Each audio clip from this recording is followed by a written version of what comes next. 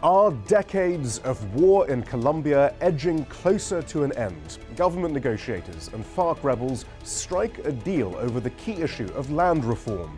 You're watching Inside Story Americas from Washington.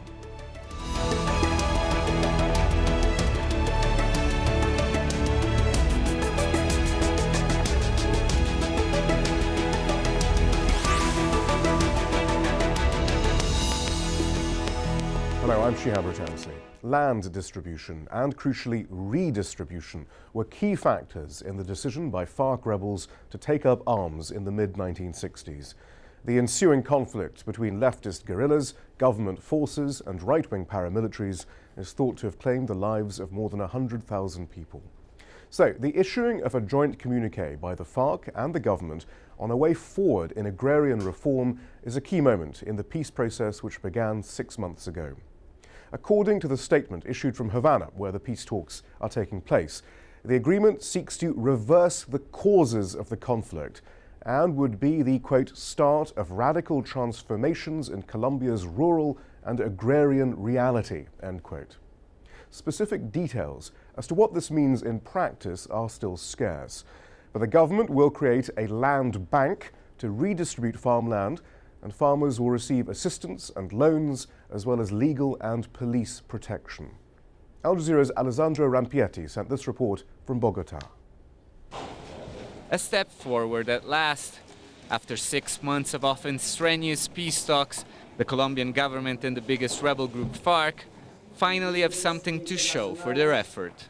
We have agreed on the first point of the agenda contained in a general accord for the end of the conflict and the construction of a stable and lasting peace.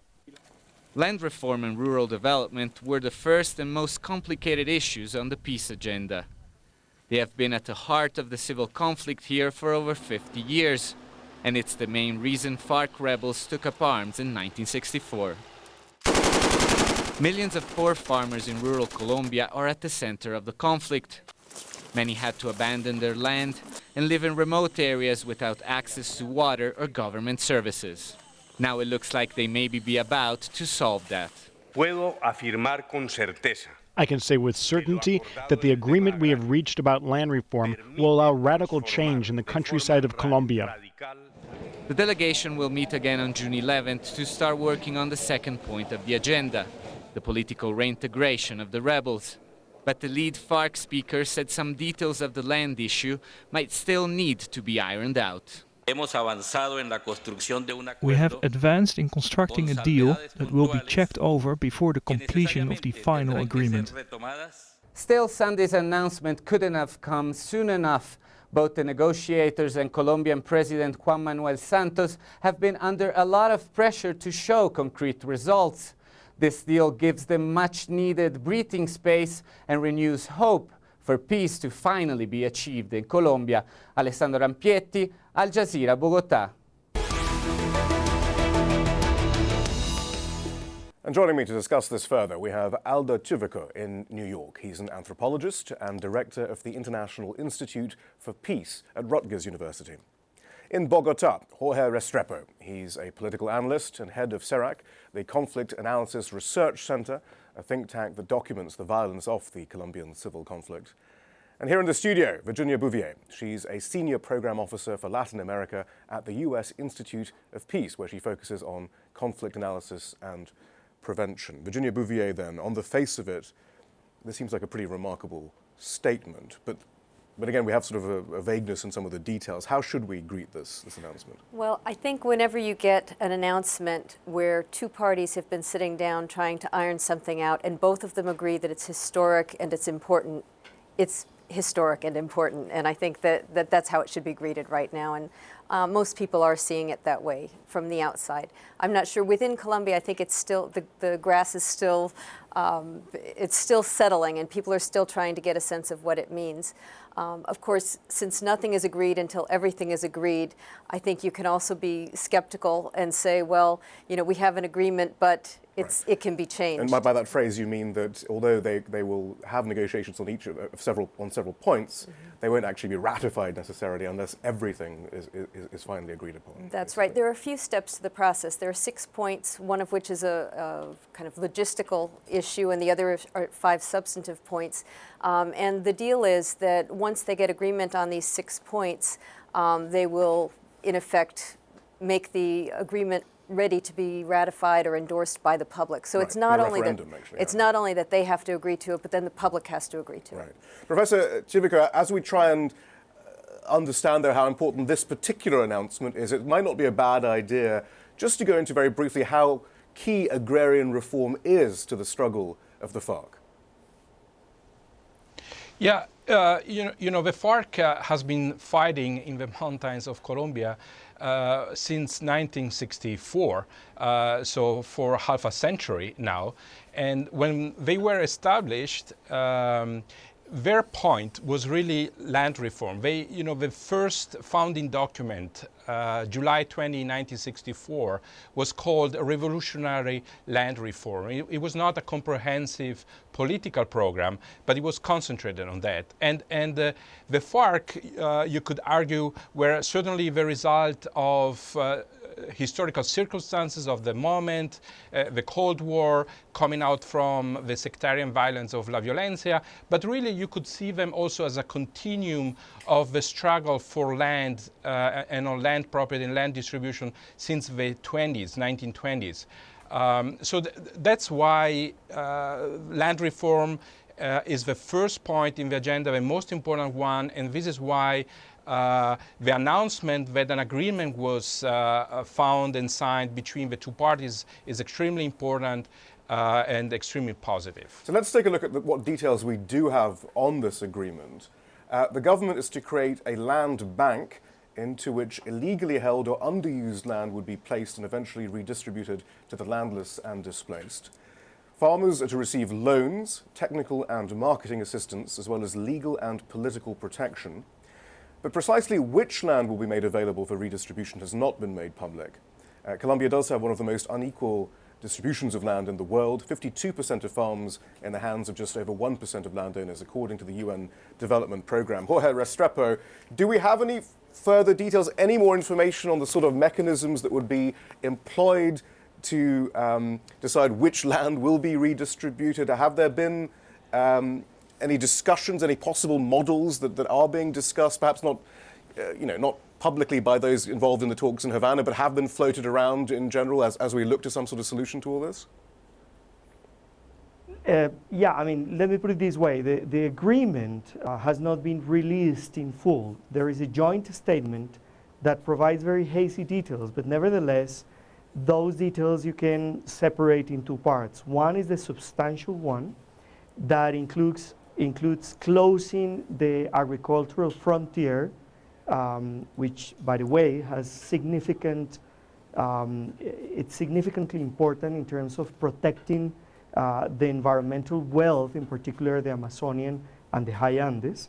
And it also establishes several mechanisms. One is to provide access to land to those peasants which do not have land or have very few and small plots of land. Second, a new cadastral regime to establish who's owning the land. Third, a set of mechanisms for the judicial resolution of potential conflicts of land and for the protection of property rights that will be granted through the previous mechanism, the cadastral regime, the new cadastral regime and information system.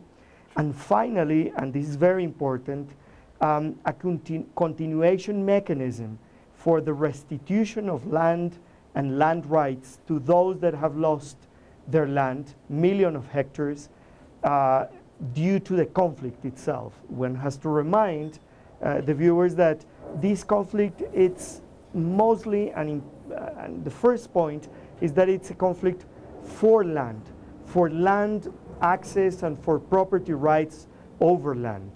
And providing the restitution and maintaining those mechanisms, it is very important. Of course, there is a second set of policies, actions, and programs that you will pigeonhole into a more traditional development mechanisms, credit, roads, health, education.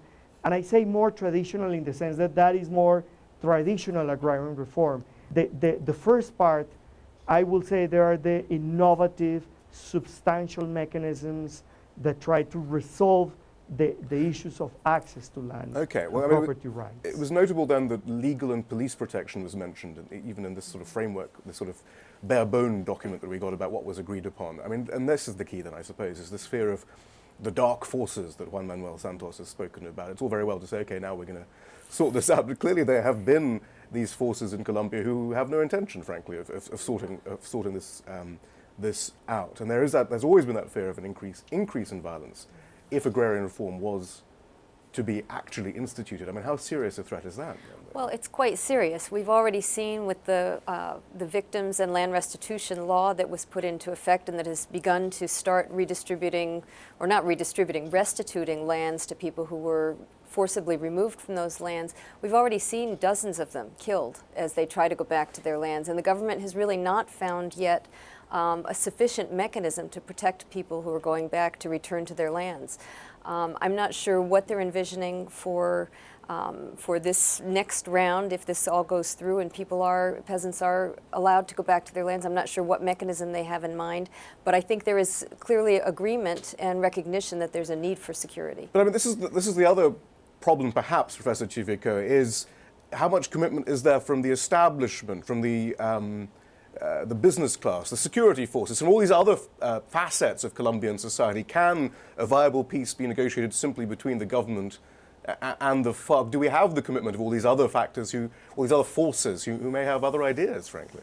I would say, first I would underline that one of the reasons I think why this agreement was possible is not only because of the changes in the FARC, which I think would be also interesting to analyze, but actually I think the premises is that the government of President Santos decided to put forward with big political will a progressive, modern agrarian reform politics.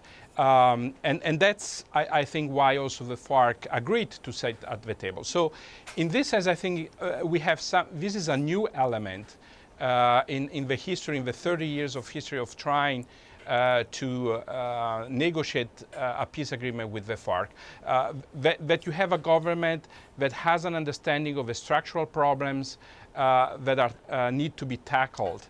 And tackled in a way that bring the country forward in a more modern way. I think the business community, in great part, if you look at the polls of the agrarian business owners, 74% are actually in favor of this peace process and of this first agreement. And the third element that I think gives me some hope, even though I agree with what Ginny just said, that the challenges are still very much alive and there, is that the opposition to the peace process became part of a debate in the public sphere. And I think that that's something actually healthy in a democratic system, right, that the disagreements are played out in the public sphere, which is also, I think, different from the past. But that doesn't mean that there are no dark forces and that it's a problem that needs to be tackled. But I think the atmosphere in the country is changed and shifted in that sense. And clearly, former President Alvaro Uribe was pretty quick to get on Twitter and accusing the government of leaving the fate of farmers to terrorists and so forth. How representative? How representative then is Alvaro Uribe right now? How influential is he in all of this, do you think?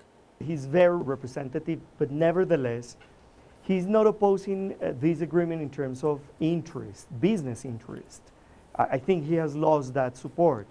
And I will agree with Aldo on that. The issue is that he is opposing this agreement by representing a very deep and strong need for revenge of very many people in Colombia that has suffered at the hands of the FARC vicious forms of violence, including kidnapping and massacres and all that.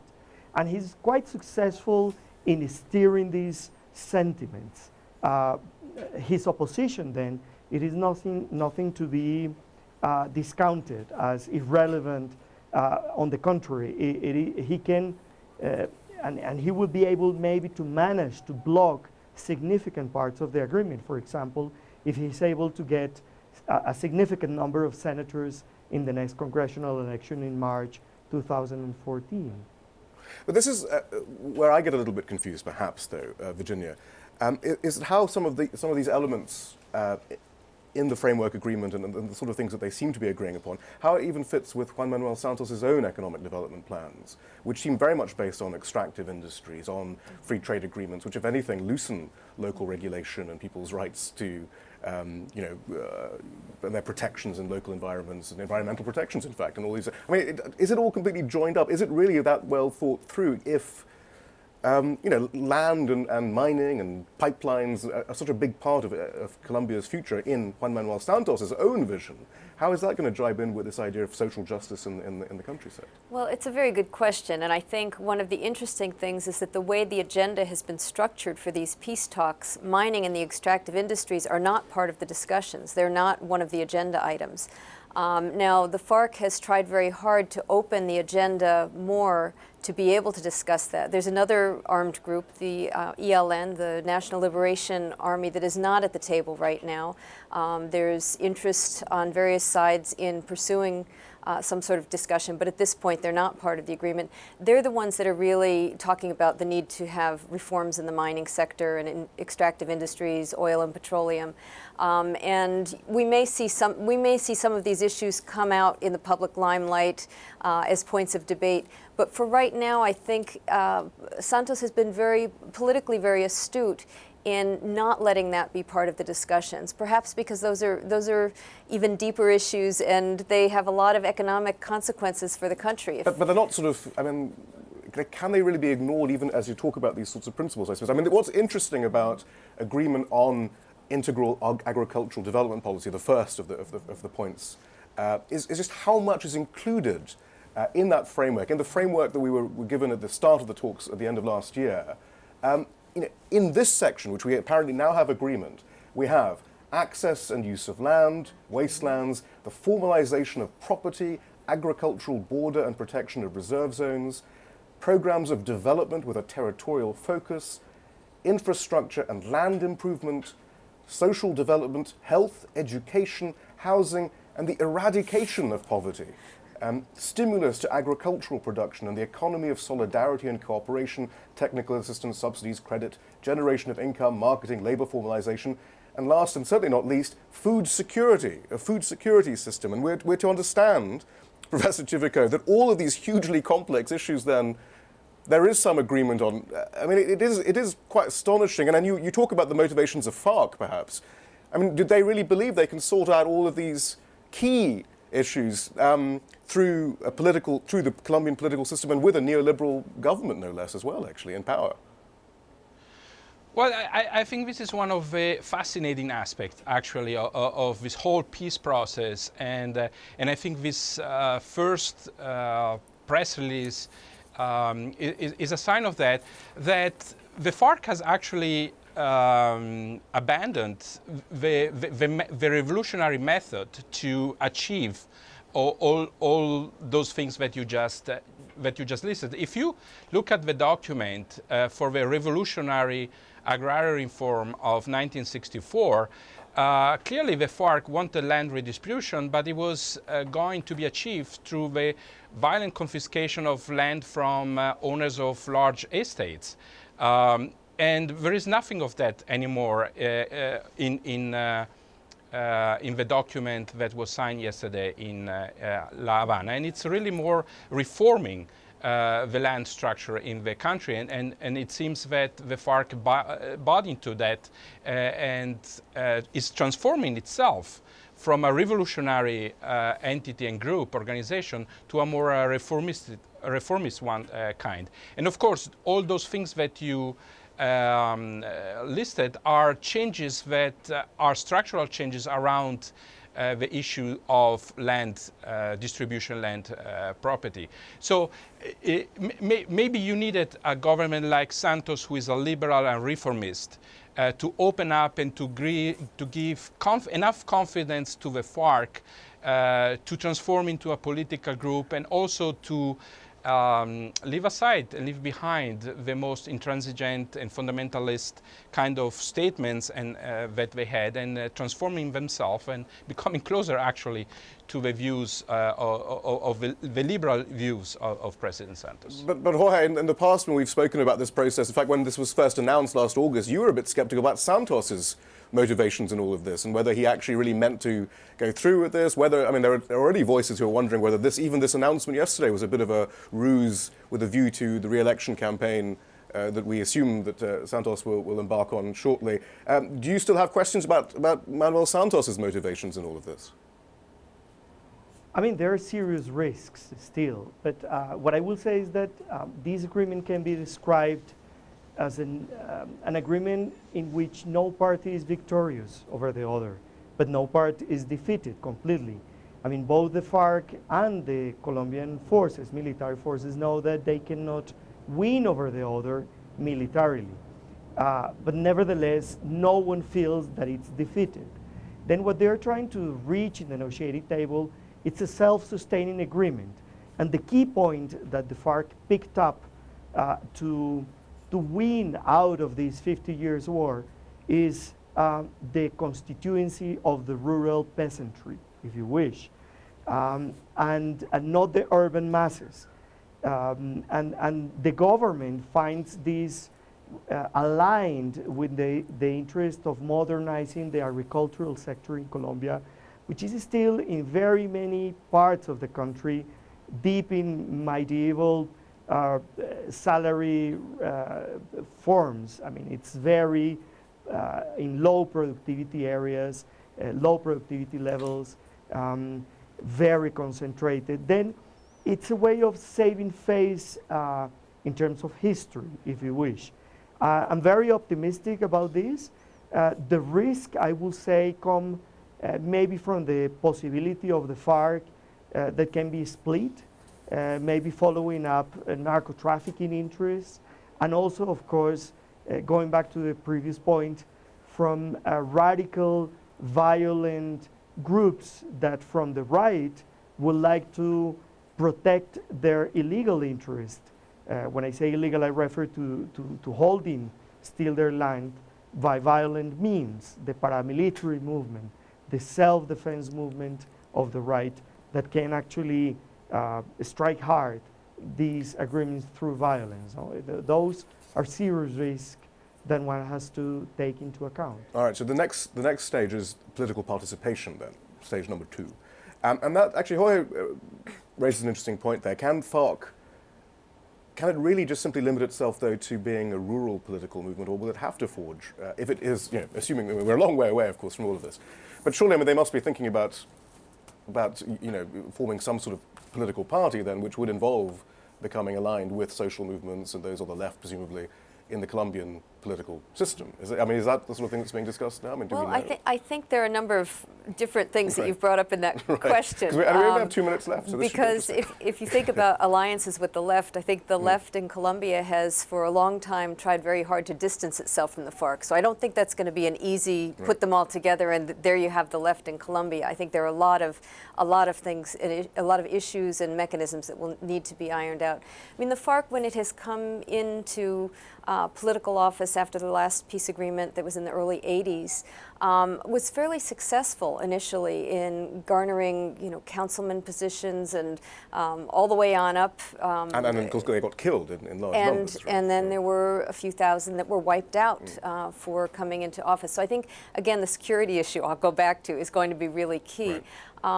Now, whether the FARC's constituency is a rural constituency or whether they have support in the cities, I don't think we know yet how that can be measured. I think it's a little bit too soon. Right. Well, that's stage 2, and for the next round of talks, I suppose, we'll probably all reconvene as we get more results from those. Thank you so much, though. Virginia Bouvier, thank you very much. Professor Aldo Chivico, thank you. Jorge Restrepo, thank you as always, too. That's all from the team in Washington, D.C. for now. Don't forget to follow us on Twitter and Facebook, where you can find more information about the program. And we want to hear from you. Share ideas with us on Twitter. Our handle is AJ Inside Story AM.